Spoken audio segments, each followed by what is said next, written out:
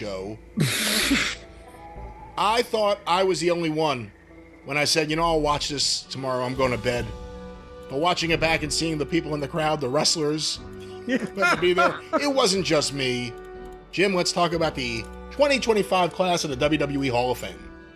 They went to bed too. They just didn't go back to their hotel rooms to do it. They just sacked out right there. No, I swear, a part of it, well, most of it was not the talent's fault, that this was the most boring presentation. It looked like you had piped into the closed circuit intercompany broadcast of a goddamn presentation by the CEO with graphics on the screen. Every employee was nodding off. Or maybe at catering, they served soma soup with propofol croutons. But it was just, the whole thing was dreary. There's going to be more excitement at the Pope's funeral. And they started it at 10 p.m. local time. And you saw guys in the crowd that had been on SmackDown, that had been beat the shit out of themselves. And I'm sure let's see, that's a 3-hour show. So if it was off at 8 o'clock Pacific time, they would have started at 5. The talent had probably been there since 11 o'clock maximum in the morning at the other building, on top of whatever the fuck else is going on out there. And it looked like people had been herded in there at threat of losing their jobs.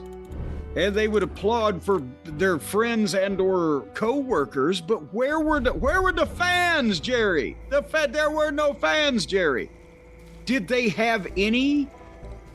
I mean, there was a lot of people in the building, but you only saw the shots of the crowd on the floor. I think there was a balcony, but with just they cut to the boys. There was no real fan interaction. Could you hear them up there in the balcony chirping or snoring? Well, they also kept it really dark, which probably didn't help everyone falling asleep. Well, you couldn't even see. You couldn't really see how many people were there and where they were. Oh, yeah, and that big-ass stage, McAfee was dressed like a cat burglar. And Michael Cole, at least, he would look like Orson Welles in a 50s fucking B-movie. He looked like he was on vacation in fucking Panama or something. But they had no podium for the host, Cole and McAfee, who had the headset mics and were just standing awkwardly, like 10 feet apart from each other on the stage, and didn't know what to do with their hands. They were gesticulating, broadly, and just wandering around. And they were not, a comedy duo that was really engaging in any snappy banter or repartee to begin with. And Christ on a cracker, it just... And again, you said right before we went on the air, you said, well, when you criticize the production and the et cetera of this, people are like, well, yeah, you go ahead and do it yourself or whatever. But I have actually been in the production of the Hall of Fame as a participant, and there were fans there that were reacting. It was in in Orlando. They did, I can't remember the name of the new building downtown, but it's the big sports arena where they were doing the other fucking television shows. They had fans there. They also started at 8 o'clock local time, but there was some energy. There was some excitement. This was like like I said, you piped in on an inter-office closed circuit that was only for the people in the company, which was actually kind of verified by when the fucking boss came out and talked for an hour and a half until it was 1:30 in the fucking morning or whatever out there. What the fuck? Help me, Brian. How should I help you with this? No, it was like your principal and the art teacher got up on stage to host a talent show. It was just so awkward. It was just so awkward. They didn't match the energy and whatever. There was no energy. But this was an awkward Hall of Fame, if you really think about it. The last few years, and I'm not saying this was perfect, because it certainly wasn't. They've been doing the Hall of Fame right after SmackDown. The fans are still there. They take down the ropes. It was a great look, but the fans were unreliable from either making too much noise during an induction or tackling Bret Hart.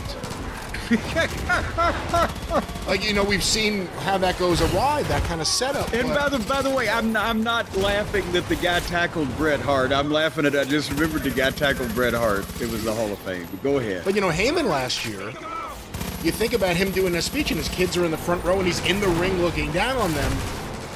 You know, take that in your mind and then look at this year. They're on the biggest stage you've ever seen. It's like they're 10 feet above everyone. And there's just no energy. It was the Hollywood Bowl. It's like you need binoculars to fucking pass out to the fans so they can see people on stage. So it was a different energy than they've had, and, you know, no disrespect to the people that it means a lot to. And I'll say it here, I love the natural disasters induction. I thought that was tremendous.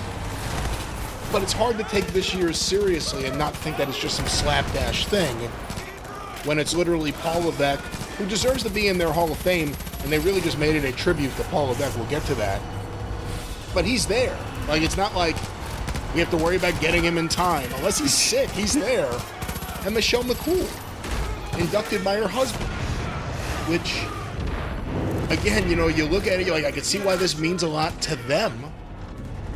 But this isn't supposed to be about them. But, you know, you think of it, there's always been, you know, James Dudley got into the Hall of Fame. It's all about the people in charge, making sure the people they care about have a moment to be celebrated. But this year's Hall of Fame felt like it was lacking a lot. And, you know, Bret Hart and Steve Austin kind of got the energy going a little bit, and they were out there less time probably than everyone. Yeah, because they knew that it was a fucking death march and they need to get in and get out. But that's the thing, they started late.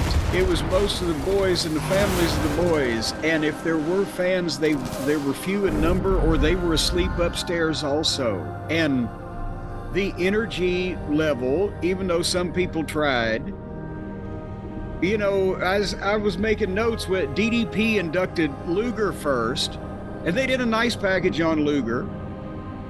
And, you know, DDP is not a boring speaker. Of course, he was, you know, reading it off of his tablet. I wish they'd, if guys are going to have notes, at least make them use paper, because it looked like he was a newscaster trying to keep up with the goddamn teleprompter. But anyway.